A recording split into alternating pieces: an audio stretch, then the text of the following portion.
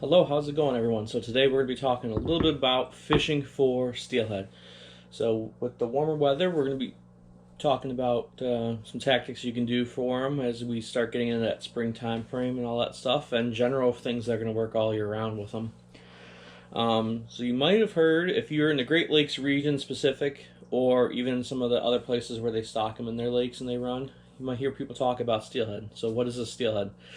So steelhead is technically a fish that migrates from a large body of water up into creeks and rivers, aka tributaries, for the purposes of spawning. So around here in the Great Lakes, we have like Erie, Ontario, Huron, Superior, all those guys. So they will live their adult lives out in the ocean, or not the ocean, but the lake, and then they will come up the creeks to spawn and partake in that. And then they will, after they are done spawning, they will go back out to the lake and continue their life cycle out there. So they are originally, steelhead as a whole, were originally out from the Pacific Northwest, where they live out in the ocean, and then they come into the rivers, creeks, and tributaries out that way and spawn. So there is some debate on whether or not the steelhead over by us are actually truly steelhead, because the definition of them is they migrate from a ocean to a creek or a tributary. Erie, Ontario, Huron, and all of them are obviously not oceans, so there's the topic of debate. But for purposes of this video, we're talking about fish that come from the lakes and then come back in to spawn. So for rods, what are you going to need? So there are three different ways, technically four different ways you can fish for these guys. So there is your conventional spinning tackle, so if you are a bass angler or anything like that.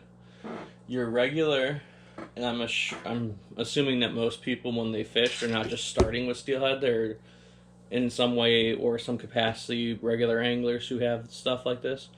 So regular spinning tackle, so like this guy right here, something like that. So for lengths and stuff like that, if you're going to do this with your conventional spinning tackle, what I usually recommend are 7-foot mediums, anywhere from 6'6" to 7-foot mediums. This would be perfect for those of you who are starting to steelhead fish when the weather is warmer, or who are, what's the word I'm looking for here? Beginners at it and who have not gotten the float fishing down, because this is a good way to catch fish, is with your regular spin tackle. So you can use crankbaits, so if you got like Rapalas or anything like that, the DTs, those will work, KVD square bills, regular divers. Swim baits will work for them really good. That's something that's often overlooked for steelhead, or swim baits. So you can run swim baits. And then my personal favorite to run for steelhead are something called inline spinners. So they look like this guy right here. This is specifically an Arctic spinner. This is my favorite color to use for steelhead at this point in juncture. This is the Arctic spinner white nickel with the red. If you guys can't get a hold of these, if they're not in your local store, most of these I think are in Michigan and stuff like that in local tackle shops. You can order those specific off Fish USA, and if you cannot find them there, I don't have a Vibrex. I used to use Blue Fox Vibrexes, which are like those, except for they're a smaller form and they don't have like the silicone skirts on them. Those will work pretty well for you too. I've used those before. I just use these because I like them a little bit better. They're larger. They're something different that they have not seen too often. And it seems like they worked a little bit better for me. But that's just my personal experiences with them. So again, the rod, just your regular spinning rod, 6'6", 7-foot medium. Line, you can do a couple different things. You can do regular monofilament and an 8 to 10 pound test. You can run pure fluorocarbon if you want. I don't particularly like running pure fluorocarbon on a spin reel, because a lot of these reels, like for example this Stratic, this guy holds something like 170 of 8 pound monofilament. Fluorocarbon's pretty expensive, and it's like regular monofilament where it's plastic line where it goes bad after a period of time from being exposed to heat and everything like that, and it ruins the integrity of the line. So I don't particularly like running that straight up. What I'll usually do is like how I have this for smallmouth. I'll run a braided line, like 10 and 12 pound. I think my actual casting rod for it has 20-pound braid on it, but I'm also use that rod for salmon and casting off the piers for that. You don't have to run that heavy for them. I just do because, like I said, it's already on there. I multi-purpose my rods if I can. But if you're not fishing for salmon, like I said, 8 to 10 pound braided line, and then a fluorocarbon leader. I like to run 8. I've never had them, if they're actually in the holes and they're willing to bite spinners, I never had them shy away from 8-pound tests throwing a spinner through the hole. Most of the time you're using the spinners when there's some watercolor to it and everything else like that, so they're not really going to see your line anyway. So that would be this is probably, in my opinion, the easiest way and the most cost-effective way to get into steelhead fishing without breaking the bank. It is not by any means, most of the time, the most effective way of fishing for them is with spinners and lures and stuff like that. They will eat them, but it's not one of those things that you can always catch fish on. It's very condition orientated. But like I said, it's the most cost-effective way to get into steelhead fishing, and is also the easiest because it's literally just cast out your stuff and retrieve. There's no needing to mend line or anything like that, so it's pretty simple and easy to do. So it's definitely, I would say, for those of you who are beginners, and even if you get really into it, it's still a lot of fun catching them like that. But if you're just getting into it, spinning tackle is the way to go. Conventional bass spinning tackle. So another way that we fish for steelhead is something called float fishing. Now there's like 3 different options for float fishing that you can do. The first option is with your regular spinning setup. So this, I got I think this was a center pin rod from Lama Glass. It's the red line. It's a decent rod. I think this is a 12. Yeah. Yep. It's a 12-footer. So you can do regular, this is float fishing, like I said. You can do that with a spinning reel. However, due to the fact that when you let out line, you have to open and close the bail, open and close the bail as you're letting the line out to let it cover the water that you're fishing, you tend to miss some fish because those bites are happening really quick like that and they're letting go pretty fast. So sometimes you will struggle with keeping, number one, your line direct contact to your bait and float so you're able to get on top of those fish. And 2, for purposes of getting a more natural presentation, this does have a tendency to struggle just because, like I said, you have to open and close it, open and close it. So you get some different drags going on, and it can sometimes throw off the presentation of your fish. However, this is the best way if you are new and you have never used a center pin reel or a bait caster at being able to float fish for these fish. This would be the definite best way for you because it's simple. It's still like the regular conventional bass fishing tackle that a lot of people have used. And it's the same principle. It's just now you got a bobber out the end of it and you're throwing stuff out like that. But like I said, it is not as effective as using bait casters or center pin reels for purposes of float fishing, but it will get the job done. Recommendations for reels and stuff like that. Reel recommendations could be the same thing if I didn't mention reel sizing as with the throwing lures and stuff like that rod. So anywhere, so reel size wise, from a 2500 to a 3000 will more than cover in terms of line capacity and drag sake. So for the reels like the flugers, you're looking at like a 30 to a 35 size. And basically the size rise for your reels is basically the larger the number, the larger the line capacity. Sometimes the reel's drags will actually increase as the size increases in them. But something like that. 2,500 to 3,000. You're looking for something with maybe 10 pounds drag max. Like, you don't need a lot of the Daiwa reels that I have. They have like 22 pounds of max drag. I'm not using line that allows me to even slam on the brakes all the way like that. So that's kind of irrelevant for me, that having that higher max drag. You're just looking for something that basically applies pressure and wears out the fish, but is still going to protect your lighter leaders. Rod length, for the purposes of float fishing, I definitely like something with a minimum length of 10 foot. This just allows you to properly line mend and allows you, when you are sending your float down the creekaways, it allows you to pick more line up at once when you are going to set the hook. It is way easier than doing it with the conventional spinning tackle where they're 6-7 foot rods. Those will struggle to get direct contact to that hook set. You will lose fish if you try float fishing with a 6 or a 7 foot rod. The 12 or the 10 foot rods, they also allow you to use lighter leaders. So a lot of this float fishing stuff is a quote unquote, I like to call it a finesse tactic, where you are trying to make a very subtle, natural presentation to the fish so that those fish get usually a longer look at it, and you're not really doing much in terms of reactionary strikes out of it. Sometimes they do, sometimes they don't. But it's more of a feeding thing, and if it doesn't look right, they're not going to touch it.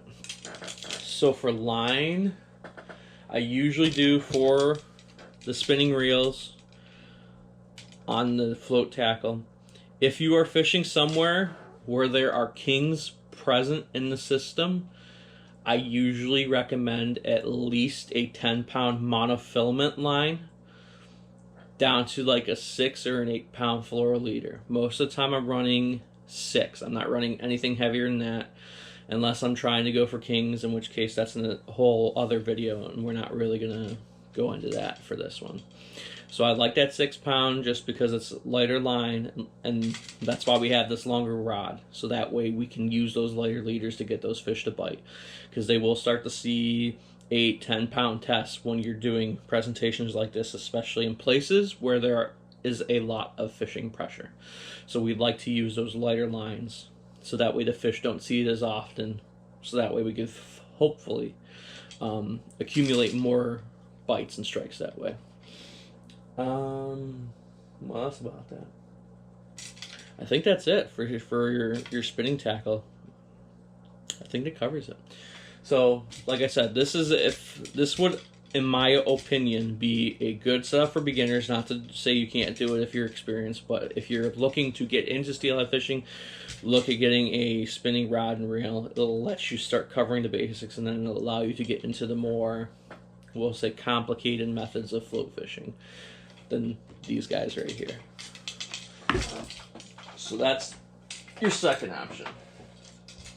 Your third option, and something I've been fiddling with this year, is a bait caster. So this is again another one of those things where I usually recommend them for people who have used them before, just because bait casters, just like with bass fishing, have a tendency to backlash and everything like that. And that's all I'm really using for my steelhead fishing, is stuff that I have used for bass fishing. And I don't really use these for bass fishing because I'm mostly smallmouth fish, so I'm using light spinning gear. I digress on that though.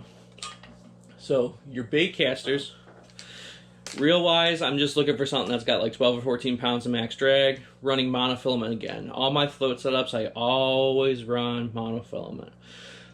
Sometimes for salmon, I'll run braid just because it's a stronger line. It floats a little bit nicer, but when you start fishing for steelhead and stuff like that in the winter months when that water gets cold, braid to fluoro with having no stretch, you kind of snap off your lighter leaders because as the water kind of gets colder, it's not moving around as much. So that water tends to get clear, so it gets a little bit more difficult to make better presentations that are not easily seen. So when you set the hook too, the monofilament just acts as like a cushion. It has some stretch to it, so you're not snapping off your light leaders and stuff like that. So that's why I like to spool all my float steps with monofilament. So on this one specifically, because I use this on the Lower Niagara, I have 12-pound mono on here. It's 12 or 14, I forget which. And then I'm running leaders because I'm on the bigger river and there's not as much visibility. I'm running 10-pound fluoro down to 8-pound fluoro at the bottom. If you were going to use this in the creeks, just downsize the poundage of line. Go down to like a 5 or 6-pound fluorocarbon. Keep it with where you're going. So this would be another option. Rod length, again, 10'6" minimum, all the way up to 13. Size it to what you're fishing. So when I'm fishing on the river, I'm using the longer rods because I'm tending to do longer drifts with my gear. So again, it allows me to pick up more line off the water. But minimum 10'6" for the rod length. Reel size, I'm looking for something that holds 120 yards minimum. That would be my suggestion. Something like that. Most of the time you're maybe doing a 10-20 yard drift, maybe tops. So you don't need a large capacity spool for these guys for this. And most of the time same thing with the reel size. You're basically just making sure you have at least 120, 130 yards of 8 to 10 pound monofilament, whatever you feel comfortable using. But that's what I like to run off the baitcaster. That would be your third option. So the benefits of using this over the spinning rod is that the way that line comes off a baitcaster, it rolls off the top, not off to like how this spinning reel is cylindrical and it has to work around that lip. This just rolls off the top, so you get more natural drifts with this because that line is coming off the top, so it's not getting caught on any lips or anything like that. You just got to make sure your drag hit, your tension dial is set to allow for that line to drift properly. It is probably the second best option in terms of float fishing presentation, if that makes sense. So basically your spinning is probably the worst in terms of having a good presentation. Your baitcaster is probably second best. That's not to say that spinning isn't going to outfish baitcasters. It all depends on the person using it and all that kind of stuff. This, I would say, would probably be, if you use one of these for bass fishing, I'd probably say skip the spinning setup for them. Just go into one of these just because it's a more natural presentation and you get better drifts out of it. Because if you're already using it for bass fishing and you can do it really well, then go for it. I usually, on the overall though, this is what I would consider an intermediate option in terms of difficulty of use, just because, like I said, it has more of a tendency to backlash if you are not as well versed into it as you are the spinning gear. Or if you're brand new into fishing in general, I highly recommend you guys usually just stay away from these until you learn the ins and outs of a spinning rod and reel. But that's just my opinion. Your fourth option, this is my preferred option for fishing for steelhead, is something called the center pin. So basically your center pin is similar to a fly reel, like that, in that it's got that large diameter spool, line comes off it, nice and easy, but there's no drag system. Your fly reels have drag systems on them. They have a lock that doesn't allow them to free spin like this. So when you do, this is what I would consider probably intermediate to expert level in terms of use. Casting is going to be something that takes a little bit to learn. It's not like your conventional float fishing use with the spinning reel where it's just, open the bail, flick it out, close it. This, you have to really pay attention to what you're doing when you're casting it, or otherwise you bird's nest these decently, I would say fairly easily, just because of how you start them and stuff like that. But it also helps having a really nice reel that's smooth, like this reel right here, where you're able to cast and doesn't fight you too much on them. Cost-wise, out of the four of these technically, this is probably the most expensive. This reel right here is from Colville's. This is a beginner, I put in quotes, beginner model. It ran, I think, $450 when I bought it. So $450 for the rod, and then or the reel rather, and then the rod was like 200, 250. So we're talking $600 for the setup. Your spinning one floats up is probably the cheapest. That's what, again, from a cost standpoint, that's why I usually recommend those for you guys. Bait casters, that can be on the cheaper side too, but you can also get expensive because some of those reels get really expensive pretty quickly for bait casters. Your conventional spinning setup, you can buy an ugly stick and a Fluger or a Regal, top out maybe 100, 120 bucks. You don't need anything fancy for that. You just need something that is going to hold line on there, a good amount of line, have a good drag on it, and a rod that's not going to break. So that's probably the cheapest and most cost-effective method of fishing for these guys would be that. But like I said, it's not as effective as doing this. In my opinion, this is the best way of catching them, like I said. You get way more natural presentations because this is a free spool. So if I undo the clicker here, you can see even without me really starting it or touching it, it starts to spin already. So as your line is getting pulled down by the creek, this is going to start pulling the line off this reel. So it allows the creek to continuously pull your float without adding any additional drag to it or anything like that. So it's a more natural presentation because the river is basically just pulling stuff down and it's coming right off the spool nice and easy. You still have to do proper line mends like you would for fly fishing or anything like that to keep it, you know, going with the speed of the current and everything like that. But it's a lot easier on something like this. Rod length, again, 10'6" minimum. All my float fishing suggestions for you for rods, 10'6" minimum. And then for reel wise, they do them not by conventional like spinning and bait casting numbers where they're usually by the thousands, or with the bait casters where they're like hundreds or tens or something like that. These go by the actual like size of the spool. So this spool right here, if I'm remembering correctly, is a 5.25. So that's the actual diameter of the spool. Yeah, 5.24. So the larger the spool is on it, the more line you're going to pick up too. So, for example, every turn of this reel, because it's a 5.24, I'm getting 5¼ inches of line retrieval per turn. So this, if fish run at you, you have to really crank on this. It's not like you're spinning in bait casting gear where they have the 5:2:1 ratios, or the 6:2s, 7:4s, whatever it may be, where because of how they have clustered those ball bearings together, it allows more line to be retrieved at any given point than this will. The pros of this vastly outweigh the cons. The cons of this mostly are a cost perspective. Like I said, they're pretty expensive. Or a ease of use with them.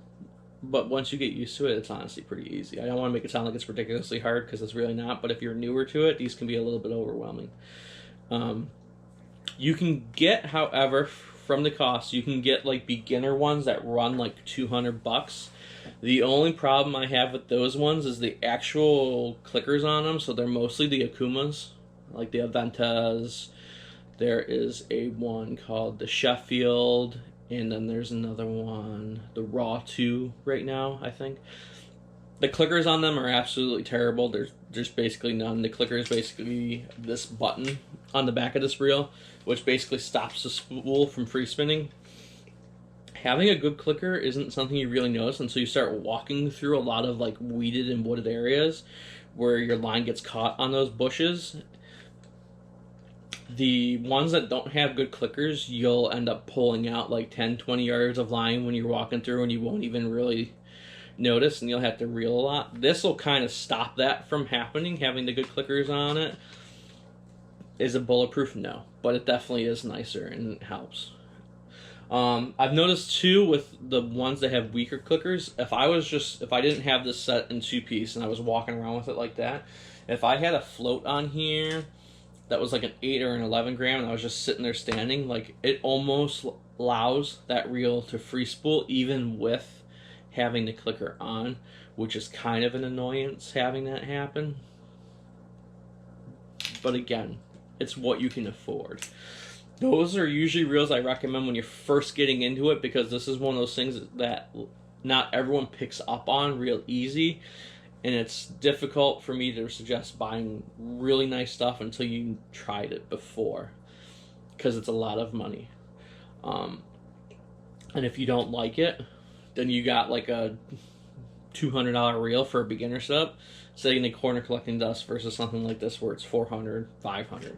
It's a little bit easier to swallow that way, but that's, again, it's just my opinion on it. What else do we need to know about these? I think that's it. We covered costs, the pros of it, the cons. You get better drifts out of it.